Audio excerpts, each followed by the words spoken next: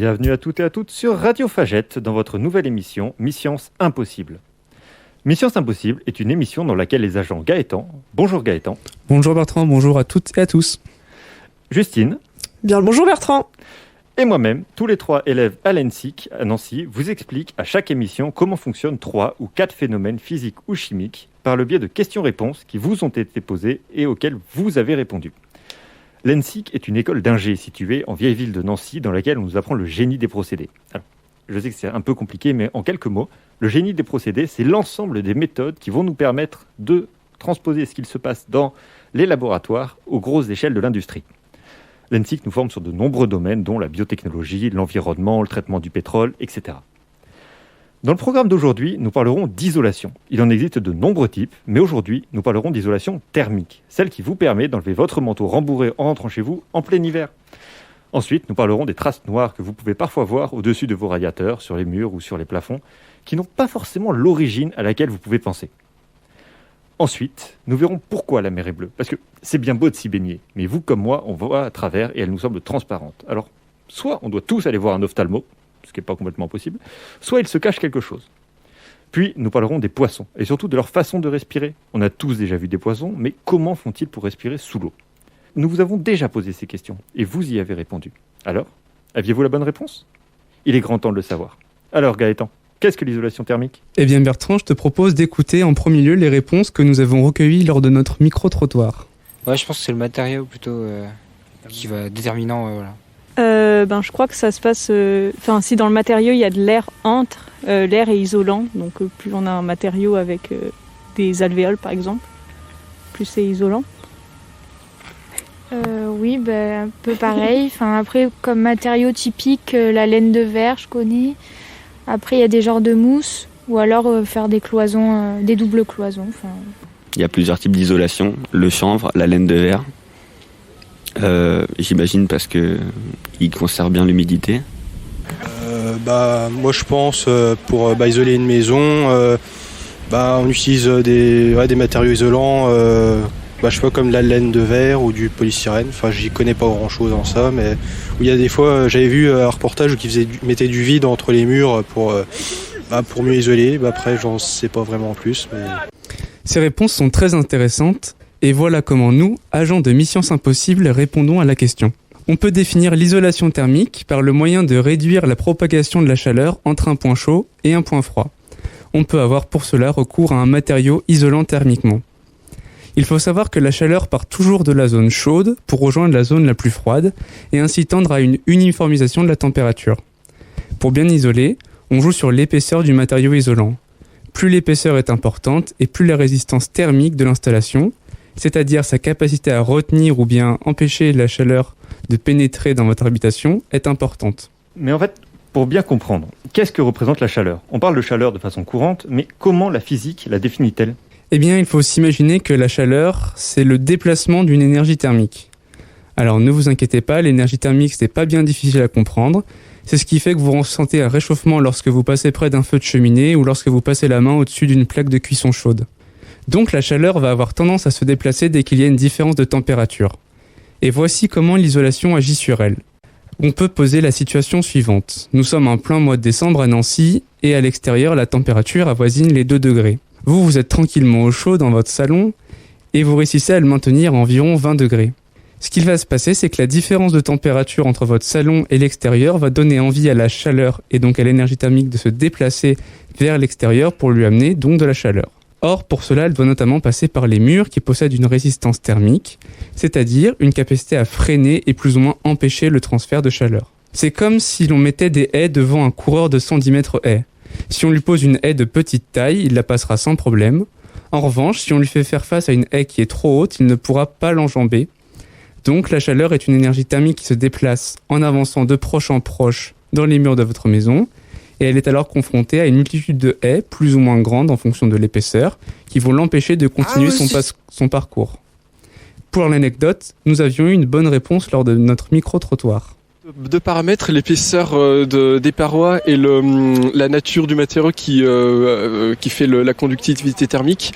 Et c'est avec ça que ça fait la résistance. Donc plus c'est épais, plus ça protège. Et plus le matériau est isolant, par exemple le bois et la pierre, ça peut être pareil, plus ça va isoler. Très bien. On voit que l'isolation passe énormément par les murs de nos maisons et donc leur type de matériaux et leur épaisseur. Mais si on veut profiter de la lumière du jour sans craindre ni le chaud ni le froid, il faut que nos fenêtres soient aussi de bons isolants thermiques. Pourquoi alors nous conseille-t-on d'avoir du double vitrage pour cela ? Eh bien en fait, pour vous expliquer, la technologie du double vitrage consiste à insérer une couche d'air entre deux vitres. Et cette idée est très intéressante car les capacités de résistance thermique du verre et de l'air vont s'additionner. Comme l'air a une meilleure résistance au passage de la chaleur, il est plus intéressant de le placer entre deux vitres pour empêcher la chaleur de quitter votre maison, plutôt que de poser un gros bloc de verre à votre fenêtre. D'ailleurs, pour vous rendre compte que l'air est un bon isolant thermique, il faut vous imaginer la situation où vous placez votre main dans votre four chaud, vous ressentez juste une forte sensation de chaleur, mais vous ne vous brûlerez que si vous touchez l'armature du four ou bien une plaque de cuisson. C'est pour cet avantage que l'air est utilisé dans le double vitrage.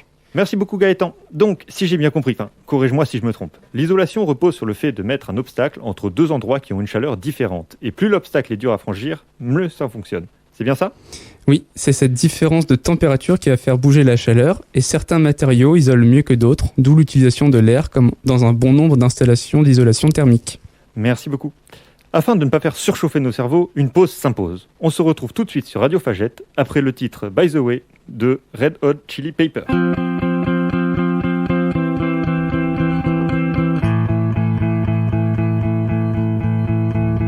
Standing in line to see the show tonight, and there's a light on, heavy glow. By the way, I tried to say I'd be there, waiting for Danny the girl is singing songs to me beneath the marquee. Overload.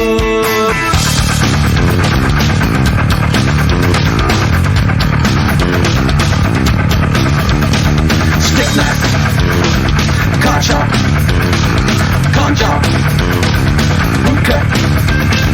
Skin that flick, she's such a little DJ. Get that quick, my street, but not the freeway. Turn that trick to make a little leeway. Beat that nick, but not the way that we play. Dog down, bloodbath, ribcage, sawtail.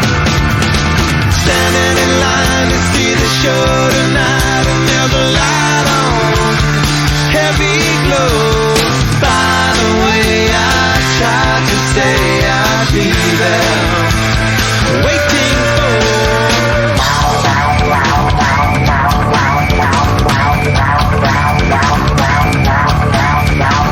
Blackjack, dope dick, pawn shop, open. Kiss that dyke, I know you want the whole one. Not on strike, but I'm about to blow one. Bite that mic, I know you never stole one. Girls that like the story, so I told one. Salford, mainline, cashback, hot top. Standing in line to see the show tonight, and there's a light on, heavy glow. By the way, I tried to say I'd be there, waiting for Danny the girl is singing songs to me beneath the marquee. Oversold. By the way, I tried to say I'd be there, waiting for.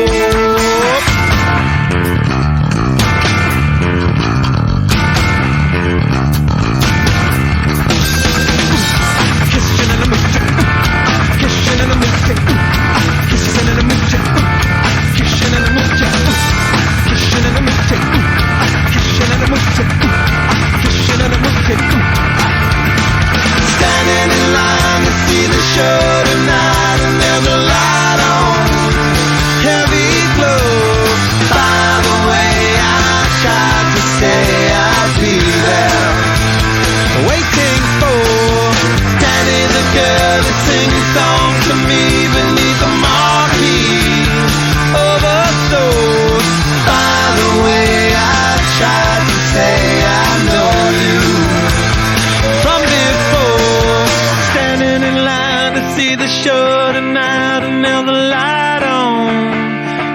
we glow. By the way, I tried to say I'd be there, waiting for. Bon retour à tous sur Radio Fagette. Nous sommes en plein cœur de votre émission Mi-Science Impossible et Gaëtan venait, juste avant la pause, il y a quelques minutes, de nous expliquer comment fonctionne l'isolation. Si vous avez manqué ça, n'hésitez surtout pas à venir écouter les parties manquantes de l'émission sur le site de Radio Fagette. Tout de suite, Gaëtan va continuer à nous parler d'isolation, un phénomène qui va en intéresser plus d'un avec l'arrivée du froid. Oui Bertrand, et pour cela j'ai choisi un angle un peu particulier. Est-ce que autour de la table, là, vous avez déjà noté la présence de noirceur à votre plafond, sur vos murs ou autour d'un radiateur par exemple ? Oui, souvent dans ma salle de bain ou même dans ma chambre, souvent on doit repeindre de temps en temps. Ouais. Pour ma part, j'ai rien remarqué. Eh bien, nous avons aussi interrogé des personnes lors de notre micro-trottoir et certaines d'entre elles rencontrent aussi ce problème. Voici leurs explications. Surtout dans la salle de bain, c'est une histoire d'humidité, la moisissure qui se crée par l'humidité. J'ai aussi la salle de bain parce que c'est le lieu le plus humide, surtout avec la douche, et qui est plus difficile à aérer puisqu'il y a plus de débit d'eau. Bah en fait chez moi oui j'ai des taches noires sur le plafond, bah je pense que c'est de la moisissure à cause de l'humidité parce que bah chez moi je suis très mal isolé, alors du coup ça doit être un manque d'isolation je pense, enfin une très grande quantité d'humidité dans la pièce, enfin je pense que c'est ça, dans l'air quoi. La piste de l'humidité qui nous a été évoquée est très intéressante et je la détaillerai dans ce qui va suivre. En fait, cela n'est pas nécessairement un problème d'infiltration d'eau, mais ce que l'on appelle un pont thermique. Et ces moisissures ne sont dues, tenez-vous bien, qu'à un phénomène de changement de température. Ce problème se pose souvent lorsque notre isolation est faite à partir d'une technique d'isolation dite par l'intérieur. Alors ne vous inquiétez pas, mais juste dans les grandes lignes, c'est une technique qui consiste à ajouter un panneau d'isolation sur les murs de votre maison avec des finitions en plâtre, le tout à l'intérieur. Le problème qui se pose avec cette technique est qu'elle favorise les ponts thermiques. Ce phénomène représente le fait que le passage de la chaleur, dont on a parlé dans la première chronique, au travers d'un matériau est facilité par des imperfections dans certaines zones. Ce phénomène est encore plus amplifié au niveau des angles entre deux murs et le plafond, car les imperfections d'isolation ont plus de chances de s'y trouver. À cause du pont thermique, la surface intérieure de votre mur verra sa température s'abaisser naturellement alors que vous cherchez à garder votre habitat au chaud. Et l'une des premières conséquences de cela est l'apparition de moisissures dans ces zones. Alors, je veux bien, mais je vois pas pourquoi un léger refroidissement de mon mur va permettre à des bactéries de se créer. Eh bien, en fait, c'est là où on retrouve les réponses de notre micro-trottoir, c'est que le taux d'humidité de la pièce va augmenter. Il y a une diminution de la température du mur qui va mener à une condensation de l'eau présente dans l'air ambiant. Alors, la condensation de l'eau, c'est le passage de cette eau sous une forme gazeuse vers une forme liquide. On parle aussi de liquéfaction. Donc, la température de votre façade intérieure va diminuer jusqu'à arriver à la température de rosée. Cette température est celle qui correspond à l'apparition des premières gouttes d'eau liquide. La vapeur qui s'est condensée sur le mur refroidi par le pont thermique va constituer un milieu favorable pour l'apparition des moisissures. Nous comprenons donc que cela n'est pas dû à des débordements répétitifs de la baignoire du voisin du dessus, mais entre guillemets à un simple changement d'état de l'eau. Les moisissures vont pouvoir proliférer si la température atteint la température de sporulation. C'est une température qui favorise la prolifération des micro-organismes et leur permet de développer leurs spores et donc des bactéries. On voit qu'en plus des pertes énergétiques dues au pont thermique, nous avons l'apparition d'insalubrités, comme les moisissures, qui peuvent provoquer des problèmes respiratoires chez certaines personnes. Ce phénomène est bien évidemment favorisé dans les pièces où l'humidité est déjà forte. Et pour maîtriser ce problème, on a des techniques d'isolation dites par l'extérieur qui sont maintenant très répandues. Elles permettent d'éviter ces ponts thermiques en créant ce qu'on appelle des murs manteaux. Du coup, les traces noires qu'on pense être causées par l'humidité dans les pièces de la maison, c'est pas juste dû à une mauvaise aération, mais bien à une mauvaise isolation thermique. C'est ça. Et il faut toujours avoir une température qui n'est pas favorable à la prolifération des bactéries pour être tranquille. Eh bien, merci Gaëtan. Alors, on a pas mal parlé de chaleur, mais je pense qu'il est temps de se rafraîchir un peu. Enfin, quoique, avec les températures qu'il y a actuellement à Nancy, c'est pas trop ça, mais bon. Préparez vos affaires, maillot de bain, parasol, crème solaire, et partons pour les plages paradisiaques de Tahiti. Ah, ces belles plages de sable fin, cette eau bleue cristalline. Attendez, bleue ? Mais celle dans la bouteille d'eau, elle est transparente, non ? Mais pourquoi la mer est-elle bleue dans ce cas-là ? Justine ? Eh bien, écoutons d'abord ce que vous en pensez. Les reflets des nuages, je crois, ou du ciel, ouais. Et par rapport au cycle de l'eau aussi, je crois qu'il y a un truc comme ça, non ? Ouais, j'aurais dit ça aussi, hein. Le reflet du ciel bleu, quoi. Il y a une partie de la lumière qui est réfractée et l'autre non. À cause des sels minéraux. Enfin, on voit la mer bleue par le reflet du ciel bleu, mais souvent on la voit verte quand on voit mieux les algues. Donc, je pense qu'à la base, l'eau, elle a pas vraiment de couleur, elle est transparente, mais c'est parce qu'il y a beaucoup d'eau, l'ultraviolet et les rayons bleus, de l'arc-en-ciel, je crois qu'ils sont renvoyés par l'eau, en fait. Et c'est peut-être pour ça que sur les plages, elle est bleue, parce que le ciel est souvent bleu. Eh bien, pour certains, vous n'êtes pas si loin de la bonne réponse, hein. Alors, pour faire simple, c'est un phénomène optique qui est dû à la lumière. En effet, si on prend de l'eau dans notre main ou dans un seau, elle est de quelle couleur ? Bien, elle est transparente, évidemment, comme tu l'avais dit, Bertrand. Pour faire un peu moins simple et un peu plus scientifique, non, ne paniquez pas, vous allez quand même comprendre. D'abord, de quoi est faite la lumière ? La lumière du soleil, ou une lumière artificielle blanche, est constituée de plusieurs couleurs. Celle de l'arc-en-ciel qu'on peut voir bien sûr dans le ciel. Soit, allez, on les énumère ensemble. Rouge, orange, jaune, vert, bleu, indigo. Et le petit dernier, est-ce que vous avez trouvé ? C'est le violet. Le mélange de toutes ces couleurs donne la lumière blanche. Mais alors dans l'eau, qu'y a-t-il ? Eh bien, des molécules d'eau évidemment, les fameuses H2O. Mais si, je suis sûre que vous avez vu ça pendant vos cours de SVT au collège ou au lycée. Ces molécules peuvent absorber certaines couleurs de la lumière ou au contraire les renvoyer. C'est-à-dire que quand la lumière vient frapper une molécule, elle va comme manger certaines couleurs et on ne les verra plus. Ou bien elle n'en veut pas de cette couleur et celle-ci rebondit sur la molécule. Ce sont donc celles qui rebondissent que notre œil va voir. Mais revenons-en à notre eau de mer et notre soleil. Vous savez qu'au moins que la mer n'a pas la même profondeur partout. Eh bien, c'est également selon la profondeur qu'une couleur va être ou non absorbée, car chaque couleur a ses propriétés physiques. Mais dans ce cas-là, pourquoi est-ce qu'on ne voit que le bleu et pas les autres couleurs ? Eh bien, le bleu est une couleur qui n'est pas facilement absorbée, les molécules d'eau n'aiment pas trop la manger. En effet, quand la lumière va rentrer dans l'eau, les molécules de faible profondeur vont d'abord absorber ce qui est rouge et jaune. Si vous soustrayez ces deux couleurs à la lumière blanche, il reste principalement, le bleu, qui va nous être renvoyé. Notre bleu n'est absorbé que par des molécules très profondes et à une profondeur bien supérieure à notre échelle de vacancier qui regarde la mer depuis la plage, je peux vous en assurer. Mais peut-être avez-vous remarqué qu'à certains endroits, elle peut paraître plutôt verdâtre ? En fait, ce qui peut faire que l'eau paraît verte, notamment sur les côtes, c'est dû à la production biologique qui peut s'y trouver. Par exemple, à cause des phytoplanctons, vous savez, ces très petites créatures que mangent les baleines. Ceux-ci contiennent de la chlorophylle, vous savez, ce pigment vert qu'il y a dans les plantes. Eh bien, contrairement à l'eau, la chlorophylle va absorber très facilement ce bleu, et au contraire faire rebondir le vert. C'est pour ça que nous voyons nos plantes vertes.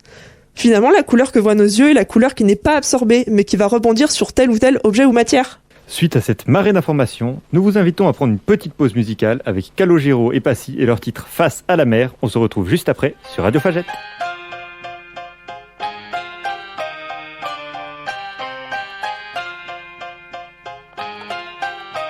On ne choisit ni son origine ni sa couleur de peau.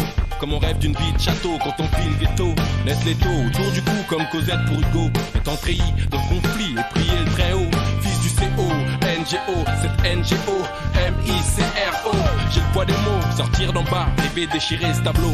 Fait d'armes, de larmes, fait de sang et sanglots. Face à la mer, j'aurais dû grandir. Face contre terre, j'aurais pu mourir. Je me relève, je prends mon dernier rêve. Que la même dalle et tous deux déçus. Je prends mon dernier rêve. La sécheresse sur une terre où on ne cesse de semer.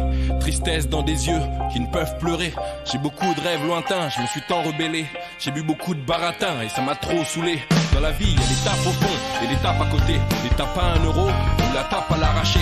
Il y a l'État, les RMI, l'État qu'à taper. Si t'es en bas, faut cravacher, t'as qu'à pas lâcher.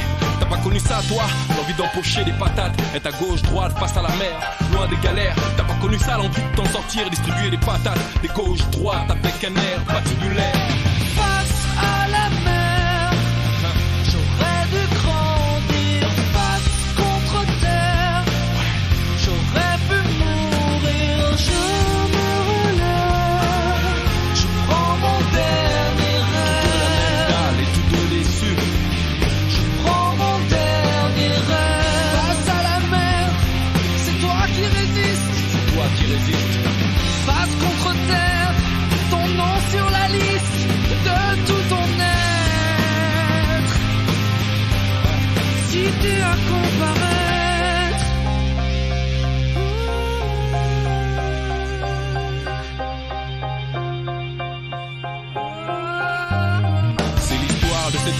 s'étouffe dans le goudron. Cette matière grise dont le pays n'a pas fait acquisition. On se relève, on part à fond, on vise le Panthéon. J'en place une à ceux qui en ont, qui rêvent consécration. La dalle, l'agnac, je l'ai comme mes potes longs. On veut toucher le ciel étoilé sans baisser le pantalon.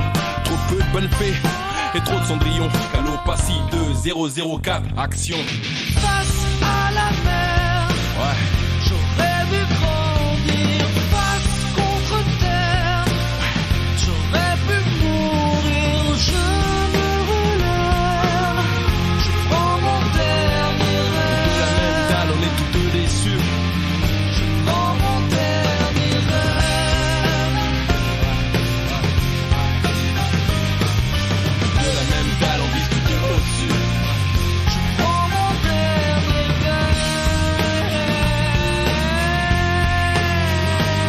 On ne choisit ni son origine, ni sa couleur de peau.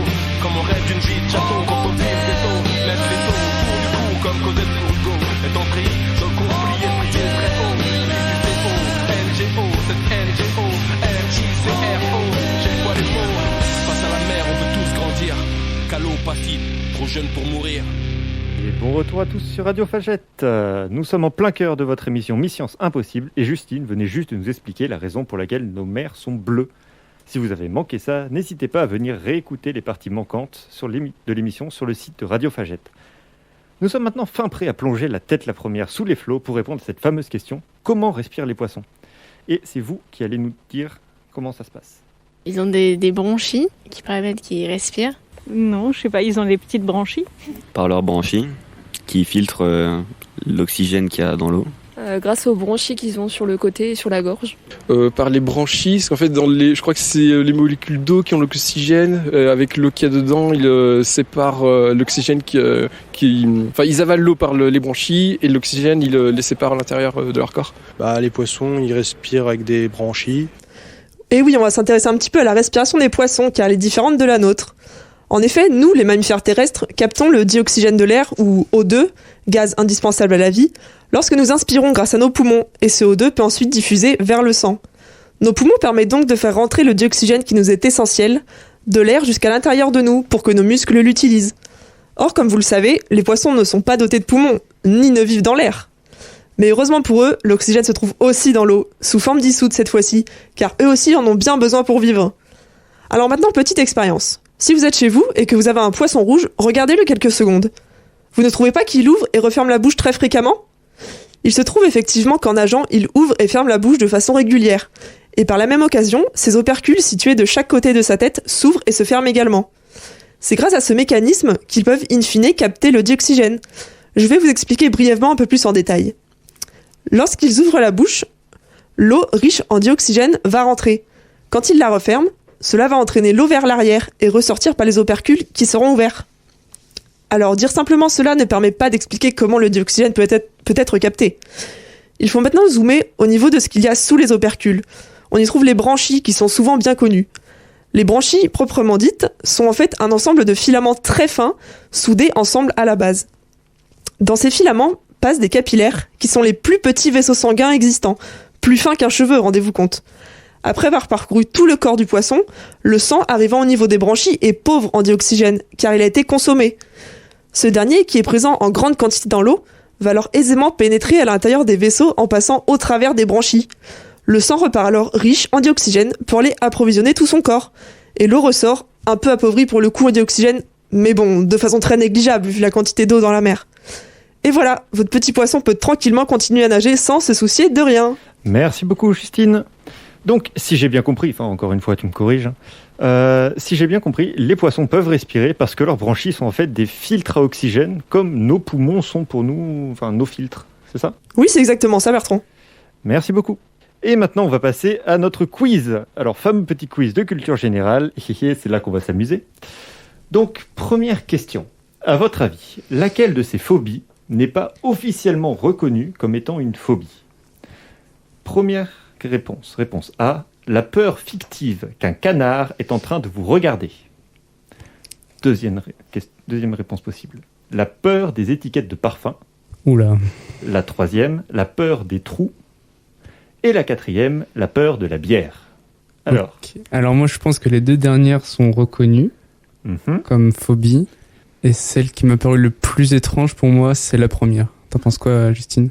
Alors celle des trous, je la connais aussi déjà, donc c'est pas ça la réponse. Mais ouais, la première me semble un petit peu bizarre aussi. Eh bien, détrompez-vous. La peur fictive qu'un canard est en train de vous regarder est officiellement reconnue, et ça s'appelle l'anatidaephobie. La peur fictive, elle n'est pas fictive celle-là. La peur de la bière, c'est la cervalophobie, et elle est officiellement reconnue. Ouais, celle-là, je la connaissais. Ne me demandez pas pourquoi. Entre étudiants, on se comprend. Ouais. Et accrochez-vous, la peur des étiquettes de parfum est elle aussi reconnue. C'est l'odolabellophobie. D'accord. Et donc, la peur des trous, la trypophobie, n'est officiellement pas reconnue comme une phobie. Pourtant, j'en ai entendu parler souvent, alors c'est bizarre. On en entend souvent parler, mais officiellement parlant, elle n'est pas dans la rubrique des phobies existantes. C'est peut-être pour ça qu'on en entend beaucoup parler, parce qu'il y a des gens touchés et justement, elle n'est pas encore reconnue. Ça doit être pour ça. Ah, c'est vrai. Donc, deuxième question, vous habitez à Nancy depuis combien de temps maintenant ? Bah ça va faire 1 an, un peu plus d'1 an. Ouais. Bah pareil, un petit peu plus d'1 an. Un petit peu plus d'1 an. Bah, vous devez y connaître quelque chose sur Nancy maintenant. Alors, combien y a-t-il de musées à Nancy et lesquels ? Il y en a 6 ou il y en a 8 ? Bah allez, 6. Ah, il faut les nommer. Alors je les aurais pas tous. Il va y avoir le musée des Beaux-Arts. Il y a un musée lorrain aussi. Et j'ai pas fait trop de musées, donc je vais pas m'aventurer plus loin. Justine ? Personnellement, j'étais allée voir le musée Aquarium aussi. Et c'est le seul à ma connaissance, là. Vous en avez la moitié, parce que c'était effectivement 6 la bonne réponse. Il y a effectivement le musée des Beaux-Arts, le musée lorrain, mais qui est actuellement fermé pour cause de rénovation. Il y a le musée de l'école de Nancy, le musée de l'histoire du fer, le musée Aquarium et le jardin botanique. Et je rappelle à nos auditeurs que les musées sont gratuits à Nancy le premier dimanche de chaque mois. Et maintenant, on va passer à la question la plus intéressante, puisqu'elle concerne le terroir. Combien de temps est-ce qu'on passe à manger en moyenne par jour en France ? Moyenne ? Allez, 3/4 d'heure. Justine ? Alors le temps total par jour, c'est ça ? Le temps total par jour, c'est ça. Si on compte le petit déjeuner, le déjeuner, le goûter et le repas du soir, ça ferait au moins 2 heures. Plus les petits grignotages par-ci par-là. Bon, c'est pas très bien, hein, mais je dirais 2h30. Après, à savoir qu'il y a une étude qui a montré récemment qu'il y avait beaucoup de gens qui sautaient des repas, donc à prendre en compte. Ouais, et effectivement, en moyenne, en 2016, on passait en moyenne 133 minutes par jour à manger, ce qui représente 33 jours et 17 heures par an. Et en moyenne, vous passerez donc environ 8 ans de votre vie à manger. Inversement, les États-Unis, c'est l'endroit où les gens passent le moins de temps à manger en moyenne, étant donné qu'en moyenne, ils passent 63 minutes par jour à manger. D'accord. C'est ainsi que s'achève la mission impossible du jour. Vérifions si les objectifs de la mission ont été atteints. Est-ce que nos auditeurs savent pourquoi la mer est bleue ? Oui. Oui. Savent-ils comment respirent les poissons ? Oui. Savent-ils ce qu'est la chaleur et comment on isole une habitation ? Oui. Oui, Bertrand. Nous vous remercions donc de votre attention. N'hésitez pas à nous suivre sur les réseaux sociaux, Facebook, YouTube, et à réécouter les différentes chroniques sur le site de Radio Fagette. Sur ce, on vous dit à dans 2 semaines, le vendredi 30, à 16h sur Radio Fagette, pour une nouvelle Mission Impossible.